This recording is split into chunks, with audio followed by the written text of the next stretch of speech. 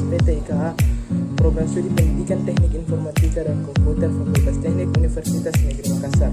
Baik, kali ini kita akan membahas tentang kurikulum sebagai bagian dari mata kuliah belajar dan pembelajaran dengan dosen pengampu, yaitu ayahanda kita Bapak Dr. Andes Haji Sa'ban Miru MPD.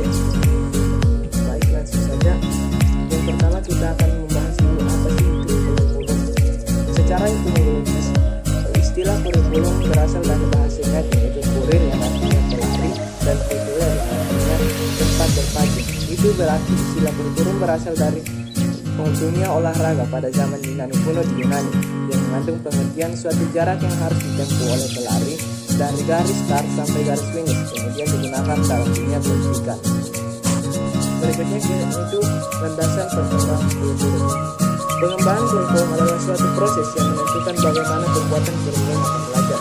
Agar pengembangan kurikulum dapat berhasil sesuai dengan yang diinginkan, maka dalam pengembangan kurikulum diperlukan landasan-landasan pengembangan kurikulum. Di antaranya itu yang pertama landasan filosofis, kedua landasan sosial budaya dan agama, ketiga itu landasan ilmu pengetahuan teknologi dan seni, dan empat landasan kebutuhan masyarakat, dan yang terakhir itu landasan pengembangan masyarakat.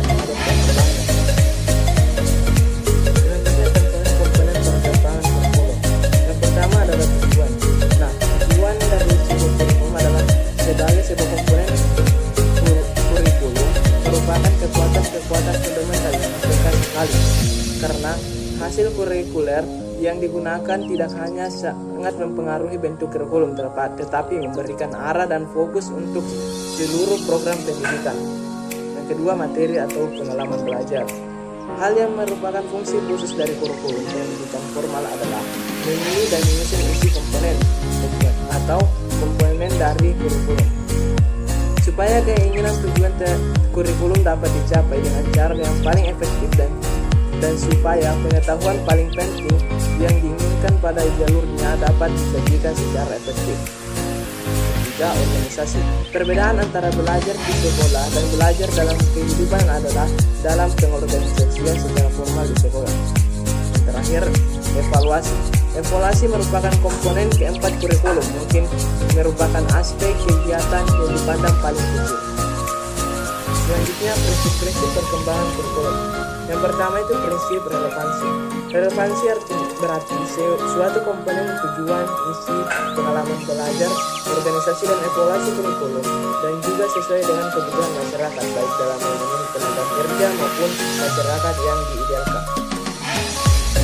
Yang kedua, prinsip kontinuitas. Prinsip kontinuitas berarti berkesinambungan, menghendaki pengembangan kurikulum yang berkesinambungan secara vertikal dan berkesinambungan secara horizontal. Berkesinambungan secara vertikal ini artinya bertahap atau berjenjang, dalam artian antara jenjang satu dengan jenjang lainnya berkesinambungan. Yang ketiga, prinsip fleksibilitas. Para pengembang kurikulum harus menyadari bahwa kurikulum harus mampu disesuaikan dengan situasi dan kondisi setempat dan waktu yang selalu berkembang tanpa merombak tujuan pendidikan yang harus dicapai. Adapun fungsi kurikulum. Secara umum, fungsi kurikulum adalah sebagai alat untuk membantu peserta didik untuk mengembangkan pribadinya ke arah tujuan pendidikan. Kurikulum itu segala aspek yang mengaruhi peserta didik di sekolah, termasuk guru, sarana dan prasarana lainnya. Kurikulum sebagai program belajar bagi siswa disusun secara sistematis dan logis, diberikan oleh sekolah untuk mencapai tujuan pendidikan.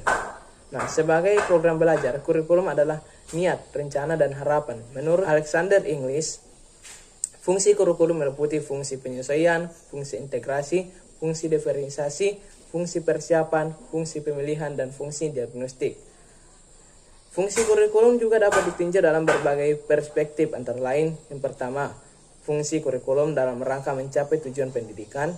Yang kedua, fungsi kurikulum bagi kepala sekolah. Ketiga, fungsi kurikulum bagi setiap jenjang pendidikan. Dan yang keempat, fungsi kurikulum bagi guru. Demikianlah materi kurikulum yang dapat saya bawakan.